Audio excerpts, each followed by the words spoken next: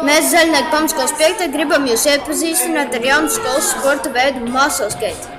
Tātad garajā starpbrīdī jāsarunā skolas biedru aizdot somas bortiņiem, un tad viss notiek. Tātad šis ir muscle skate laukums, kurā atzīmēti rezultatīvie lauciņi no 1 līdz 10. Šim sporta veidam nepieciešamais ekipējums ir svari, ķiveri, ceļu sargi un skrituļslīdes. Sekojošie spēles noteikumi. Spēlē piedalās 2 partneru komandas, stūmējs un somas kauliņš. Izteiktās priekšā rokās turot 3 kg somu un izliecoties jautājumu zīmes formā.